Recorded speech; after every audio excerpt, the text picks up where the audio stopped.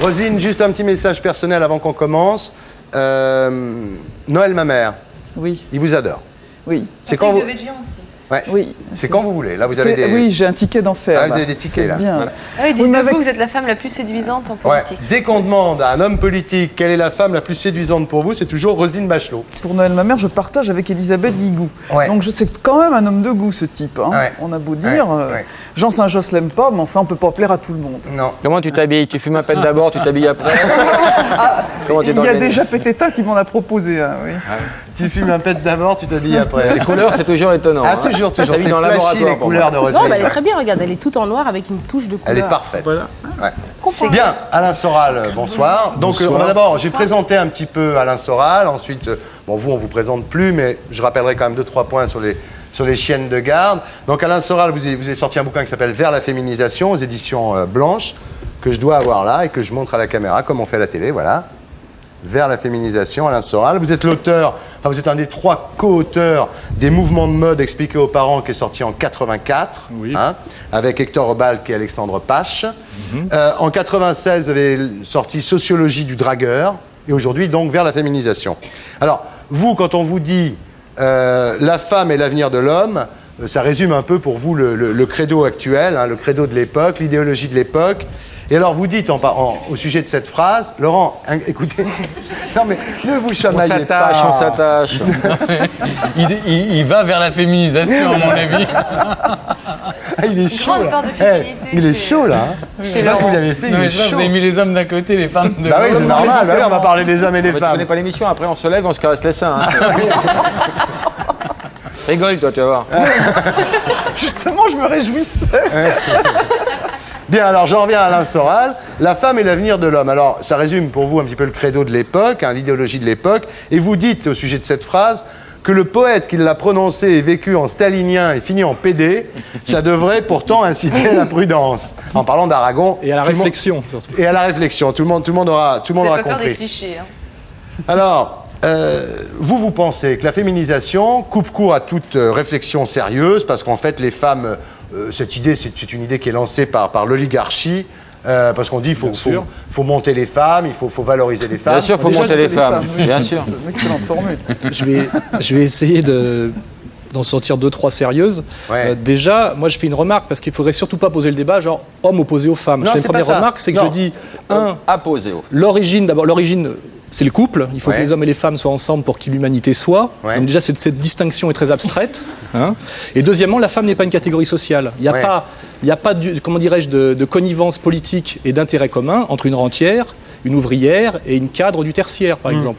Donc, quand on parle de conditions masculines, moi je dis, mais de quel homme parle-t-on? Puisque finalement, la condition masculine, ça ne veut rien dire, ça dépend de la position Et sociale. pour vous, la condition féminine, C'est c'est pareil, aussi bien sûr. nul et non avenu que la condition Ça ne masculine. veut rien dire, oui. Ça, je ne vous demande pas d'être d'accord, j'essaie d'expliquer ce qu'il veut dire. Ah bon, heureusement. Donc, la parité, Vous n'êtes pas là pour être d'accord, La je m'en parité, doute, vous en hein. pensez quoi? C'est très dangereux. Parce que, C'est très dangereux pour les hommes. Oui. non, parce que ça veut dire qu'une femme qui est compétente revendique le pouvoir au nom de sa compétence, Ouais. et une femme incompétente revendique le pouvoir au nom de sa féminité. Déjà, une Ouais. femme compétente. Comme on va les trouver hommes, des- quoi. Vous trouvez normal que les femmes à qualification professionnelle égale gagnent moins que les hommes? Ça, c'est un chiffre qu'il faut bien nuancer, parce que c'est pas Non, vrai faut pas le nuancer, pour la on sait que rente, c'est vrai. c'est pas vrai pour les professions libérales, c'est pas vrai pour le commerce, c'est pas vrai pour les droits d'auteur, ce n'est vrai que pour les salariés. Et encore, est-ce qu'on peut savoir c'est si un vrai, les shampooineur salariés, gagne c'est plus pas ou moins vrai. qu'une shampooineuse? Ce ne sont Bah, pas c'est des quand même métiers eux qui font interchangeables. partie de la Est-ce qu'on peut savoir si une majorité de la maçonne est moins payée qu'un maçon? Ce ne sont pas des métiers interchangeables. Donc je dis que souvent les réponses viennent du fait des questions mal posées. Ceci dit, c'est vrai qu'il y a un léger différentiel de salaire entre les hommes et les léger, femmes léger, qu'il faut compenser, puisqu'il y a travail égal, salaire égal. Mais simplement, c'est une raison historique, c'est que je veux Elles dire, ont on a mis commencé les à femmes, travailler on a plus mis les tard. femmes au boulot parce qu'on les payait moins. Ouais. Et quand une femme monte une entreprise, elle a la même logique, c'est elle veut faire du profit. Ce que je veux dire, c'est que la loi du capital, elle est unisexe. Hein. Elle ne fait pas de sentiments. Elle a C'est pas un de peu comme sexe. les immigrés, quoi. Oui, exactement, bien sûr. On paye les immigrés moins cher et on paye les femmes moins cher dans certains. Mais je veux dire, Madame Bachelot est mieux payée que moi. Donc c'est aussi une question de position sociale, vous voyez. Vous belle faites pas la couche, même elle. chose. Non, ce qu'on peut dire en gros, pour résumer la situation, vous avez une vision politique des choses en disant ce qui compte, c'est les riches et les pauvres, c'est pas Bien les hommes sûr, et les femmes. parce que quand on si on parle veut de- résumer votre position D'ailleurs, simplement. j'ai regardé les chiffres, il n'y a que 14 députés qui sont originaires du monde ouvrier, et c'est sans doute pour ça que l'intérêt des pauvres est si mal défendu en France. Commençons par la parité riche-pauvre, ça sera la première affaire, alors que la parité homme-femme, ça va être les femmes et les filles de la bourgeoisie dominante qui vont partager le gâteau, n'est-ce pas? Parce que quand on regarde les CV, chaque fois que j'ai eu les débats, d'ailleurs ça tombait pile, c'est toujours des femmes et des filles de la bourgeoisie de gauche ou de droite, c'est-à-dire bourgeoisie montante ou la bourgeoisie déjà en place, qui simplement prend la place du père ou du frère ou du mari. Je veux dire. Donc, moi, ce que j'aimerais bien, c'est que ça amène des ouvrières comme députées, mais ça n'en amènera pas, ça n'amènera que des professions libérales. Alors, j'ai lu votre livre, qui est beaucoup moins clair que ce que vous dites là, je dois dire, parce que là, tout ce que vous dites, je dis votre livre est moins clair que ce que vous racontez là, c'est lumineux. Il y a quand même une coquille, hein. Oui, parce que c'est un livre de pauvres. C'est un livre de pauvres, page 65. On n'a pas les moyens de payer 2 correcteurs. Page 65, vous dites « Il n'y a guère que les gays pour croire que leur appartenance sexuelle puisse tenir lieu de conditions sociales. » Bien sûr. Ça, c'est vrai. La coquille, c'est vous dites qu'il n'y a guère pour faire du baffi, se faire enculer, c'est pas une activité productive, c'est une activité de loisir. Bien. Donc, entre l'enculé dentiste et l'enculé routier et l'enculé rentier, ils se rencontrent que dans la pissotière. Ouais. C'est toujours le même qu'encule l'autre sur la feuille de paye. Vous voyez, là, je suis... Donc, je répète la phrase. Il n'y a guère que les gays pour croire que leur appartenance sexuelle puisse tenir lieu de conditions sociales. Et il écrit, je trouve ça formidable, d'ailleurs, c'est un lapsus génial. Il n'y a guère, G-U-E-E-G-U-E-R-R-E.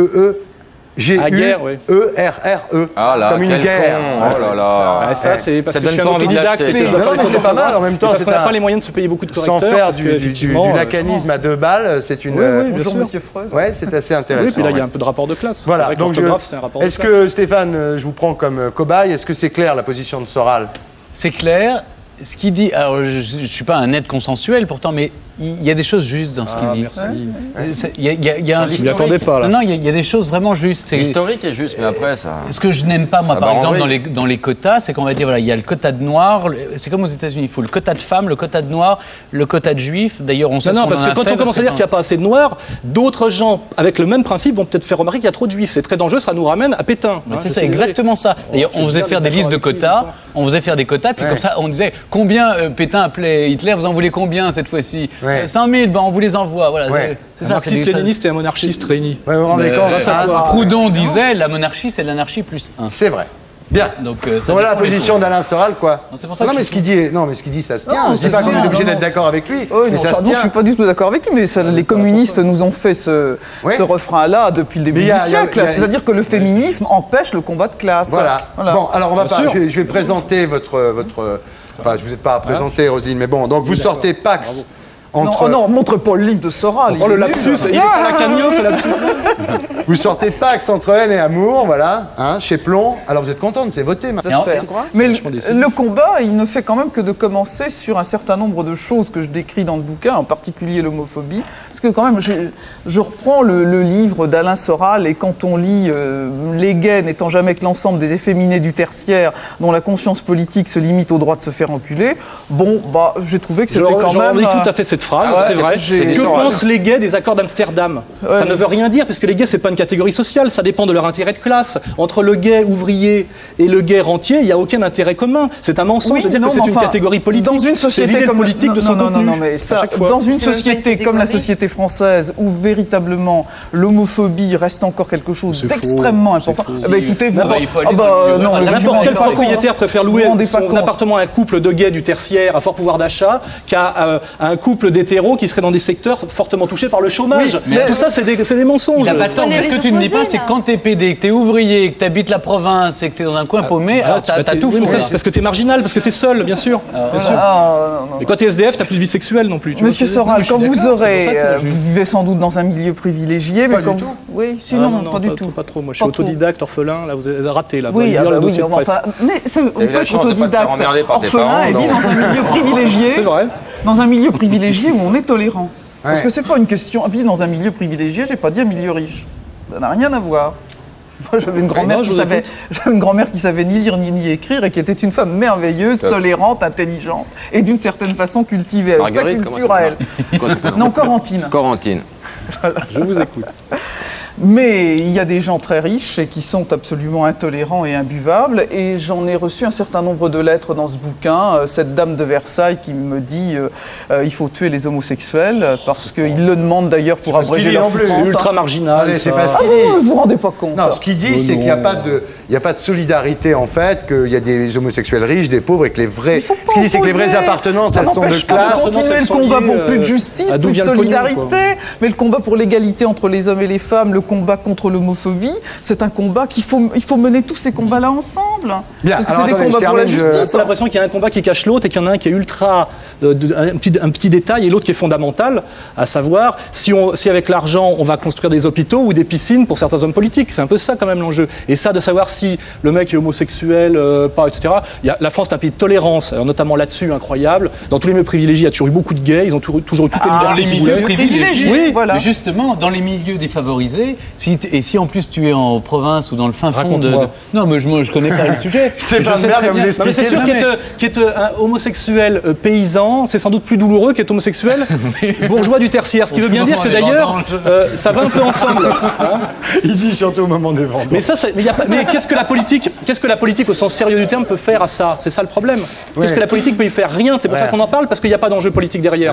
Donc ça fait joli, c'est de l'animation culturelle.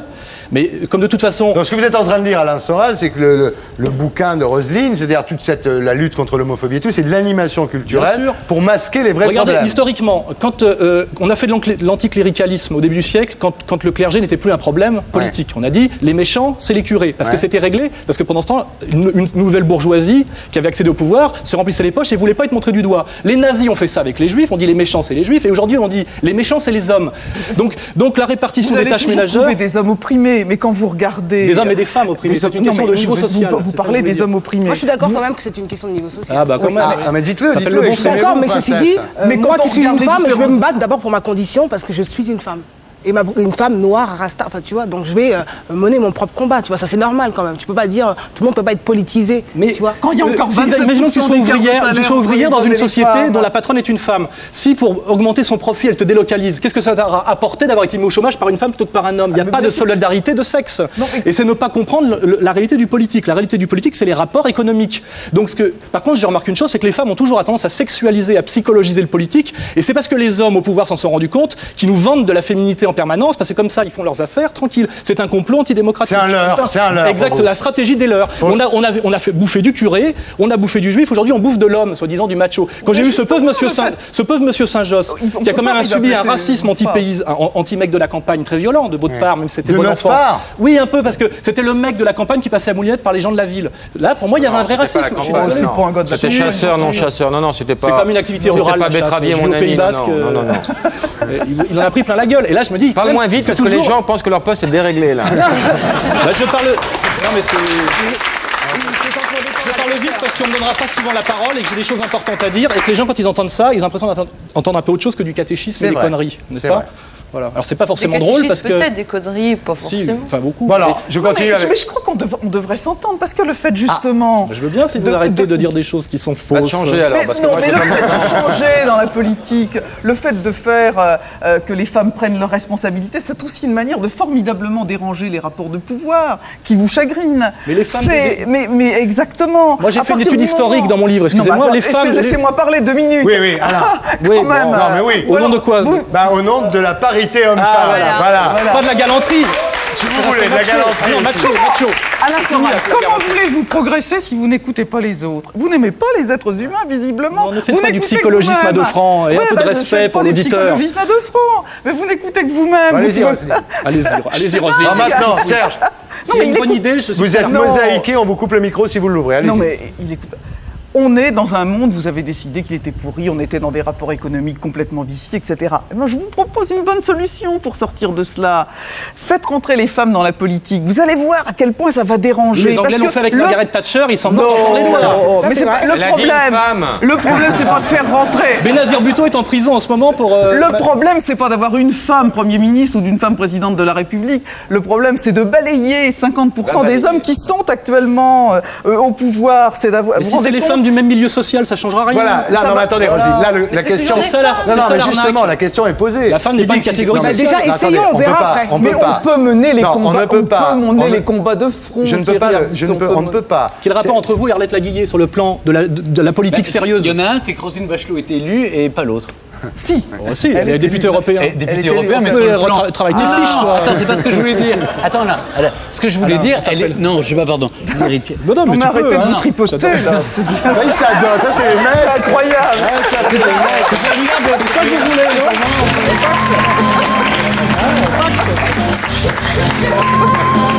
On va déposer proposer la liste du Pax. Bon, non, ce que je veux dire, c'est que vous êtes élu de la nation, dans la République, je dirais, au Parlement, à l'Assemblée nationale, ce qui n'est pas le cas de Ardel Taguillet. Les députés européens. Donc, députés européens, certes. Mais ce que je veux dire par là, c'est que... Députés européennes, pardon, il faut mettre des NE, puis c'est Madame la ministre. Et Margaret Thatcher, c'est un salaud parce qu'elle a serré la main à Pinochet. Pas une salope parce que c'est une injure sexiste. Et sinon, j'aurais des problèmes avec les chiennes de garde. Donc Margaret Thatcher, justement, l'enchaînement, stop, Altatou, enchaînement. Donc les chiennes de garde, donc on va parler des chiennes de garde aussi. Ça a commencé avec les Galeries Lafayette, quand il y a eu les top modèles vivantes dans les vitrines. On en avait parlé d'ailleurs ici. C'est une historienne qui s'appelle Florence Monreno, parce voilà. qu'il faut rendre à César ce qui est à César. Voilà. C'est Florence et nous, on Monreno avait qui est à reçu l'origine une formidable petite jeune fille. Clémentine. Voilà, Clémentine, que super. je salue. Clémentine. Et donc ça, c'était... Mixité. Voilà. Mixité, voilà. Donc ça, c'était le début de l'affaire. Et le 8 mars 99, Dominique Voynet a été insulté. Ôte ton slip, salope. Ôte ton slip, salope. Au Salon de l'Agriculture. Au Salon de l'Agriculture. On aurait dû demander à Jean Saint-Josse s'il était d'accord. Ah oui, il aurait dit non, vous avez vu? C'est Saint-Josse. Lui, il est... lui, c'est... il l'a pas dit. Il est très politiquement correct. Il est malin, ce Saint-Josse, là. Il est où, là? Bon. Quel anguille, celui-là. Bon, donc, Voynet... Allez vous glisser dans une réunion de chasseurs, vous, tout seul, hein? À la Palombe. Voynet était insulté. Donc, alors, il y a eu les chiennes de garde qui ont été créées, hein. Pourquoi chienne, demandez princesse? Parce que c'est provocateur. D'accord, mais on n'aurait pas parlé de nous. Vous ne pouvez pas s'appeler les chattes de garde en même temps, ça faisait un peu... Donc, ils sont appelés les chiennes de garde. Oui, c'est un peu oui. Moi, je suis pas d'accord avec ce terme. Moi, je Les trouve que chattes c'est de garde. dégradant. Alors, Pour nous, les femmes. Une chienne de garde, on se rend compte aujourd'hui que c'est la femelle du chien de garde, et les nouveaux chiens de garde les plus efficaces pour verrouiller le pouvoir tel qu'il est et vendre du faux progressisme, ce sont les chiennes de garde. C'est-à-dire ces fausses féministes qui disent si vous critiquez une femme sur sa politique, on vous attaquera pour sexisme. Donc je ne peux pas dire que Margaret Thatcher est une salope parce qu'elle a serré la main à Pinochet. C'est trop bien qu'il n'y a pas de politique féminine, ça ne veut rien dire. Elles sont souvent méchantes comme des teignes, ça dépend de quelle origine sociale elles sont, hein, bien sûr. Moi j'aime beaucoup Louise Michel, j'aime beaucoup Rosa Luxembourg, j'ai aucun respect pour Madame Thatcher. Et c'est pas parce que c'est une femme, c'est parce que politiquement elle a fait des choses dégueulasses. C'est tout. La reine Elisabeth n'aimait pas non plus. J'adore Rosa Luxembourg comme théoricienne marxiste, j'adore Louise Michel qui sont souvent des ouvrières et des intellectuels. Je suis pas... À un moment, moi je veux la conversation, puis j'entends une grande amie de la duchesse d'Uzès. C'est qu'il faut savoir que la duchesse d'Uzès, qui est une petite fille rochechouart mortemart, a financé Louise Michel. Ah bon? Même. De même que la reine Elisabeth a tout fait pour virer Margaret Thatcher parce qu'elle l'a trouvée arrogante et nulle. Ah ouais. Quand même, donc voilà. Donc vous êtes assez proches. Camarades royaux. Il y a eu beaucoup d'aristocrates dans le camp du progressisme quand la bourgeoisie les a virés pour faire pire qu'eux. Ouais. Hein, ça se comprend. Ça c'est vrai, oui. Voilà. Bien. Alors, donc, les chiennes de garde. Les chiennes de garde, voilà. Donc, ça a commencé avec Dominique Voynet qui s'est fait insulter. En septembre 99, les chiennes de garde ont exigé, parce que Laura Adler avait été victime d'insultes sexistes, on peut le dire, de la part de FO. Oui, du syndicat FO de Radio France. Voilà, Et puis après, il y a Martine Aubry qui s'est fait insulter par un patron. Qu'est-ce qu'il avait dit, le patron, au sujet de Martine Aubry? Oui, il avait dû dire qu'elle était mal baisée, sans doute, ou quelque chose comme ça, oui. Ouais. Ce qu'il lui fallait, c'est un parachutiste, je crois.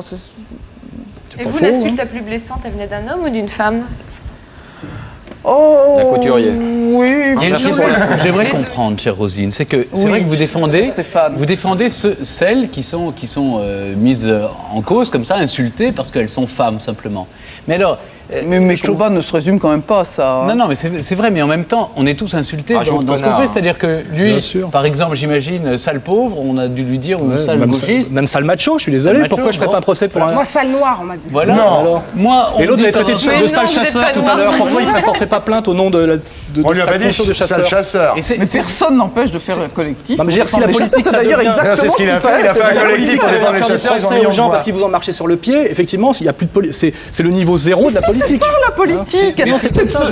Alors voilà, nous y sommes. Voilà, Alain Soral. Qu'est-ce que font les gens sinon de se battre pour défendre des intérêts légitimes ou illégitimes? C'est bien ça la politique. Donc pour vous, la politique, c'est chacun défend son petit intérêt. Non, c'est pas défendre son intérêt, il peut rejoindre l'intérêt général. C'est comme Princesse Erika qui disait tout à l'heure, moi je suis une femme, je suis noire, je suis rasta, je défends les femmes noires rasta. Et alors, elle a bien au départ, mais ça peut s'élargir. Non, mais ça peut s'élargir à l'humanité, oui, c'est commun.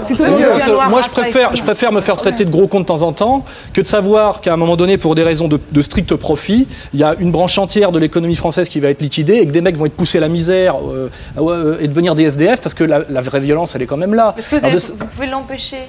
Bien sûr, ça s'appelle la politique. C'est bien d'avoir mis le doigt dessus. C'est ça la politique. Moi, c'est l'enjeu de la politique, c'est de savoir. Vous êtes un macho. Quand on lit votre bouquin Sociologie d'un dragueur, quand vous parlez de vos pièges à filles, vous draguez les nanas dans la rue en bonbon le torse, c'est sous ça. Vous parlez d'autres livres là, c'est pas très bon, c'est pas très sympa. Vous parlez du livre d'avant, parlez de celui-là. Bah oui, mais vous êtes un écrivain. C'est votre éditeur qui dit dans le machin que ce livre reprend en gros la deuxième partie du précédent ouvrage Sociologie du dragueur. Ils sont demandés quelques remèdes et ajouts. Attention. Alors pour moi, un macho, c'est quoi? C'est un homme qui respecte sa mère, qui protège sa femme et qui se sent responsable de ses enfants. Il y a beaucoup de femmes aujourd'hui qui aimeraient rencontrer des machos, celles qui se font plaquer avec 2 gosses, souvent, bien sûr. C'est la veillée des chaumières. Et dans une logique libérale, tout ce qui est en voie de disparition prend de la valeur. Il n'y a pas plus valorisé sur le terrain symbolique que le macho aujourd'hui. Hein? Mais votre femme, elle a pas lu il faut l'embaucher au Figaro, il va être parfait. Je sais pas, je me pose la question. Non, mais là... Vous m'avez pas dit non, vous m'avez dit pourquoi pas. Non, mais vous avez vu l'image de la famille Il y a Roselyne Bachelot qui vous cherche un boulot, là. Sympa. C'est bien qu'une dame du RPR, comme punition, me propose un poste au Figaro. Ça prouve qu'elle n'est pas vraiment RPR. Avec la veste rose.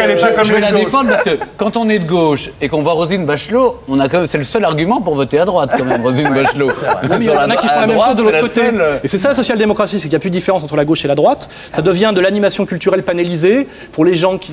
C'est du look, quoi. C'est-à-dire qu'il y a un peu les gens qui préfèrent Balzac à Marguerite Duras, alors ils vont voter. On voit bien aujourd'hui que le problème, c'est qu'il y a plus de rapports, il y a plus de connivence entre le Parti Socialiste et l'UDF, qui sont des gens du tertiaire et des professions libérales, et que le problème du RPR, que c'est ces anciens patrons de PME, PMI qui sont en train d'être liquidés aujourd'hui, perdent leur base historique, et que donc on voit bien que les UDF et les RPR sont plus en rivalité. Attendez, est-ce qu'on peut le mosaïquer un petit peu d'Imouvrini? C'est trop intelligent.